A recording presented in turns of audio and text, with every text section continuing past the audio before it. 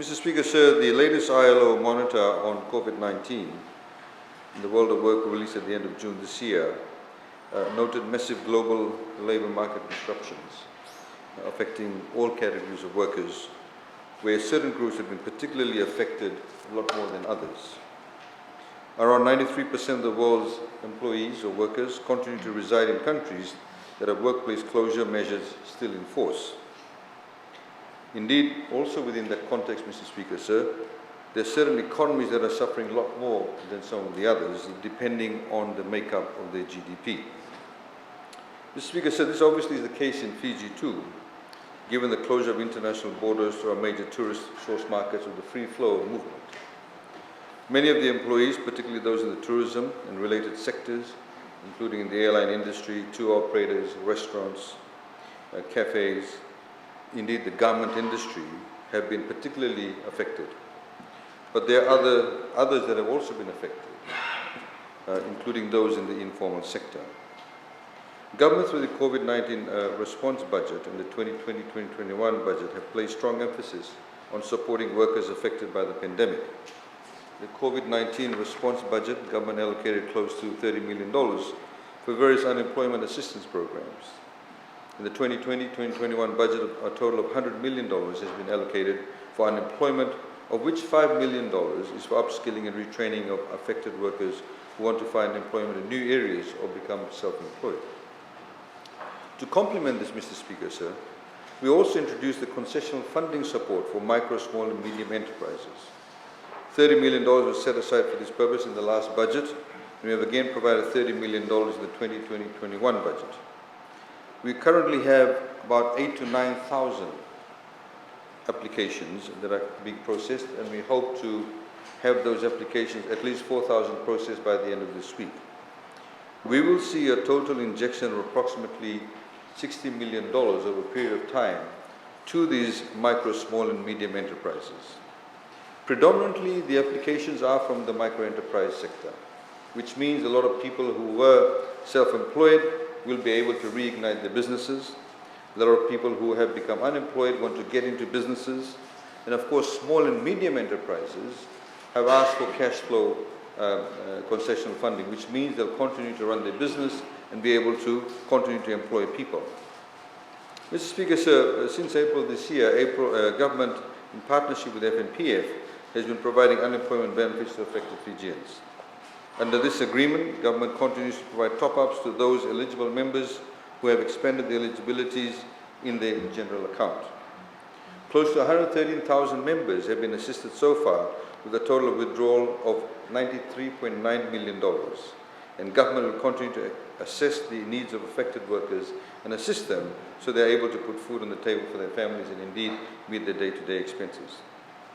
Mr. Speaker, sir, if I could explain the rationale behind our decision to assist those unemployed through the FNPF, in particular those who are in the formal sector, and only providing government top-ups to those that do not have sufficient balance in the general account.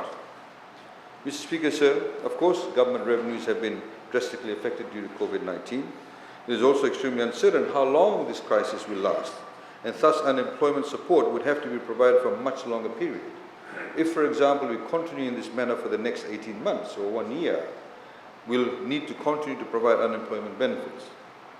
We needed a solution, Mr. Speaker, sir, therefore, that is sustainable and indeed for the long haul. Mr. Speaker, sir, as such, after weighing these considerations and ensuring that we do not drop off any of this assistance, we decided those that are unemployed or on reduced hours should first access the general account, and government top-ups will be provided once these members have exhausted the general account. If I could clarify, Mr. Speaker, sir, the difference between FNPF member accounts, what are the differences? Following the FNPF reforms in 2014, all members' accounts are split into two, preserved and general accounts. Any contribution received into a member's FNPF account, both for compulsory and voluntary members, is divided into 70% preserved and 30% general. The preserved account is reserved for retirement, where members accumulate savings during their working life to reach meaningful balance in their retirement age. The only time in which a member can access funds from the preserved account is for withdrawal to purchase a land, an existing house, or to build a house. Members under this condition can access up to 30% of the of the 70% reserved account, of which is 21%, in addition to the 30% available from the general account, a total of 51% they can withdraw. For example, a member who has a total FNPF balance of $50,000, they will have $35,000 in the reserved account, which is 70%, and $15,000 in the general account, which is 30%. To purchase their first home, the member can access up to $10,500, 30% of the preserved account, in addition to the $15,000 in the general account. This is a total of 51% of the member's FNPF balance. Of course, now, government provides an additional grant for the first home construction scheme, which is a $30,000 grant, or $20,000 if you're buying your first home, if you earn less than $50,000. Mr. Speaker, sir, the general account is available for early access under limited approved withdrawal grounds. For example, we know that medical, education, funeral, and of course housing. And of course unemployment in the 2016 and in 2016 for immediate relief following TC Winston. Mr. Speaker, so much has been said about COVID-19 unemployment withdrawals, where government has been chastised by certain commentators for allowing members to access FNPF funds.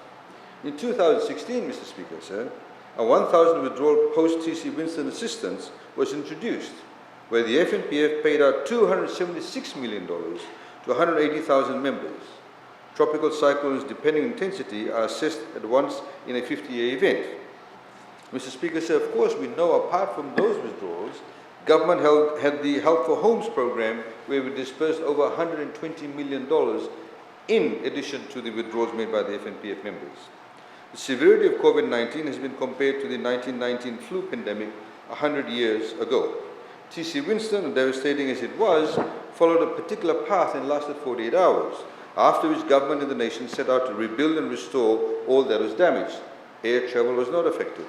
The only certain thing about COVID-19, Mr. Speaker, so as far as we know, is the uncertainty it brings, because we do not know what will happen in the next few months.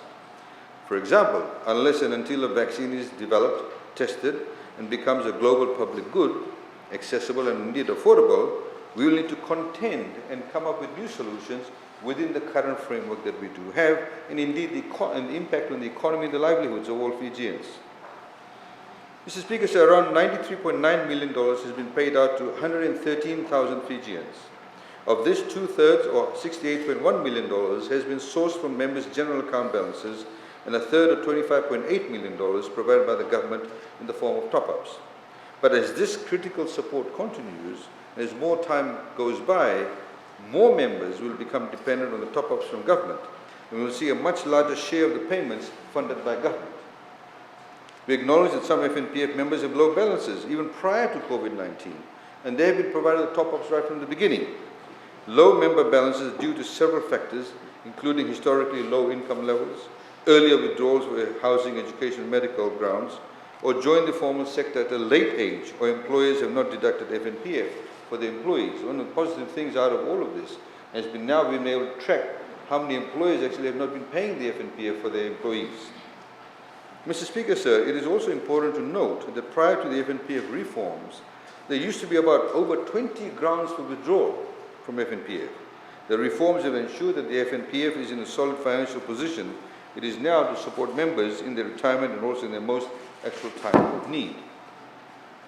Mr. Speaker, sir, to put this into context, Fiji is not the only country that has allowed early access to superannuation funds to help members cope with the impact of the pandemic. Australia is temporarily allowing its citizens, including New Zealand, allowing the citizens, or New Zealand citizens living in Australia, who are affected by the coronavirus to access their superannuation up to a maximum of $20,000 until 31 December 2020. Within the Pacific, although there are no official COVID-19 cases reported, the Solomon Islands and Samoa have allowed laid-off workers to dip into the superannuation funds to cover their living expenses. In the Solomon Islands, for example, within a month, 12,869 members had received payouts amounting to Solomon Islands $63 million, Solomon Island dollars. At least 600,000 Australians have accessed the superannuation funds. The government has since introduced control measures, the Australian government, to minimize the misuse of withdrawals and curtail those intending to exploit the system.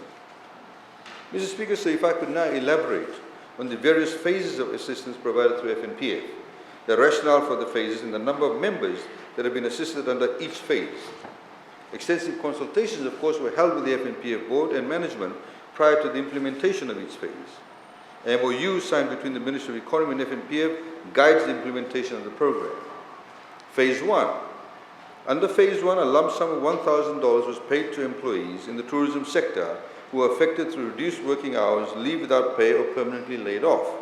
A lump sum of $500 was also provided to workers affected by the lockdowns in Lautoka and Suva, and other COVID-19 related restrictions imposed on nightclubs, gyms, and sporting venues. These affected employees were able to withdraw from the FNPF general account. Those who had insufficient balance in the general account below $1,000 and $500, their withdrawals were topped up by government. Mr. Speaker, sole proprietorship such as taxis, minivans and hire drivers, small enterprise owners, and those who lost their jobs within the past 6 months were also able to access up to $1,000 from the general account. Phase 1 ended on 31 May, and around $54.2 million had been paid out to 85,959 members. Out of this, 20,253 members received top-ups worth $7.4 million from government. Phase 2. Mr. Speaker, Phase 2 targets workers or members who were still permanently laid off after the lockdown in Lautoka and Nandi was lifted. Government recognizes that as borders remain closed to major tourism source markets, majority of workers in the tourism industry in related sectors will continue to remain temporarily unemployed unless they were to find jobs in other sectors. In Phase 2, applicants can access up to $1,100 paid out in installments of $220 over 5 fortnights. Members who continue to be affected after the 5th payment of 18 August this year will simply just have to fill out the form, and they continue to get their fortnightly payments of $220. In addition, members who did not apply in Phase 1 and applied for the first time in Phase 2 are able to access a lump sum of also $1,100. To date, a total of 33,768 Fijians have received payments at a total value of $34 million in Phase 2. They, of course, will continue to get that if they have been unemployed. Around 18,220 members have been provided a total top-up of $16 million by government. This assistance, of course, will continue to support these affected Fijians. Phase 3, and of course Phase 2 will continue. Phase 3, Mr. Speaker, is about those Fijians whose working hours have been reduced. They are being assisted also. Affected members are provided with the $44 per fortnight for every day they are not working. To explain, say a person is now working 3 days a week only instead of 5. He or she will receive $88 per fortnight. Similarly, if a person is working 2 days a week, he or she will receive $132 per fortnight. These rates are aligned to the full unemployment assistance of $220 per fortnight in Phase 2. In addition, Mr. Speaker, Fijians affected by reduced salaries for some people are in management positions. So we know people, for example, who are earning $20,000 a year. Now the salaries have been cut down to $15,000 a year.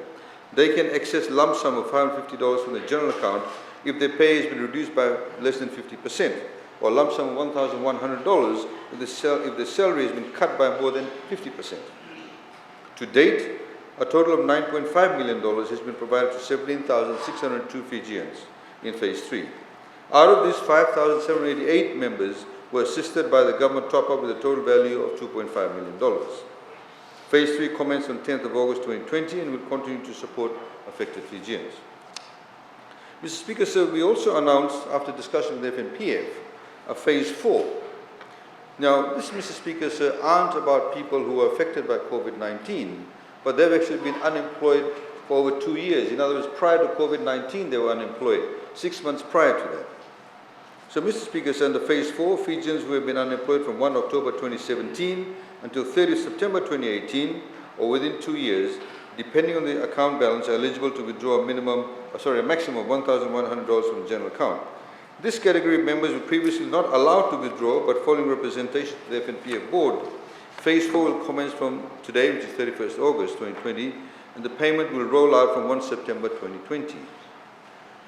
Mr. Speaker, as highlighted, these people have been unemployed. Members have been unemployed for the past 6 months prior to COVID-19. And Mr. Speaker, while they generally would not be allowed, what we have discussed with the FNPF board, if there could be, because there could be people within their own family members who are probably no longer employed, and therefore are on unemployment assistance. This will of course affect these families. Under phase 4, around 32,000 Fijians are expected to be assisted, the total value of $21 million. Mr. Speaker, sir, there's about, in the RBF had calculated, there were at least 130,000 Fijians who are gainfully employed in the informal sector. Some of them may work every week, some of them may work 2 weeks in a month, or maybe a couple of days in a week. They of course need to be assisted, as I've given the example. If a hotel, outside the hotel there may be somebody who's selling, boiled ebi, or somebody who's selling mithai outside the hotel area, to the workers that work at the hotel when they come out from work. But of course that person can no longer sell the boiled ebi or sell the mithai because there's nobody working at that hotel. So their income levels have been affected. So we want to obviously assist them, but the reality of the matter is, because most of these people, there's absolutely no records. It's open to abuse, as we've seen in the help for homes, sometimes where it can be abused. So we've come up with a system, Mr. Speaker, sir, and we're currently working this out. As we've said, Mr. Speaker, sir, the challenge, of course, is identifying the genuine individuals. For example, there's certain people who work what we call in Fiji house girls or housemaids. We can have people certifying that they used to work for us, but I can easily go off to my uncle and please write a note to say I used to work for you, even though they didn't work for you. So what we've done, Mr. Speaker, is seen from the past track record that despite our best efforts, our experience is that casting the net too wide without proper checks and controls in place often leads to misuse. A reliable way to provide earning opportunities in the informal sector after crisis or disaster and ring-fence assistance to genuine recipients is by way of cash for work programs. The principle of cash for work is simple. People work and receive pay for various projects. As a start, this assistance to the informal sector will be limited to those who can provide proof that they do not have FNPF accounts and are not registered with FRCS for taxation purposes. These individuals must also be able to provide proof of a reliable income source prior to COVID-19. As with FNPF, government will work in partnership with other organizations and government-related agencies, such as municipal councils, ministries like agriculture, environment or forestry, or credible NGOs that can develop temporary work programs in return for pay. They could be in the form of clean-up campaigns in municipalities or residential areas, planting trees or other agricultural produce. This will ensure that only genuinely affected people are assisted. There is no abuse of funds, and the government realizes value for money on its spend. We are mindful that a large number of people may turn up seeking registration, and as such, we may have to provide employment to people in groups. For example, one group can work the first week, another group can work in the second week, and so forth. In relation to payment, we will ensure that these temporary workers receive decent pay of a daily rate based on one lump sum payment, based on the 220 a fortnight. While the impact of the pandemic has been felt across the economy, the impact is not spread evenly. So we intend to roll out this Cash for Work program as a pilot, firstly in the Western Division, covering Sigatoka, Nandi and Lautoka, where the impact on the informal sector is more pronounced due to the impact of the pandemic on the tourism sector and related ancillary services. Mr. Speaker, sir, the details of this informal sector assistance will be announced once the consultations are complete and guidelines for the implementation is finalized. To reiterate, Mr. Speaker, sir, we'll continue to provide unemployment benefits to the formal sector through the FNPF, and as we're seeing every week now, more and more people are requiring top-ups for the 220. And of course, we'll continue to provide that unemployment benefit for as long as necessary. And of course, we'll then continue to roll out the MSME concessional funding, loans, and also now with the informal sector Cash for Work program. Thank you, Mr. Speaker, sir. I thank the Honourable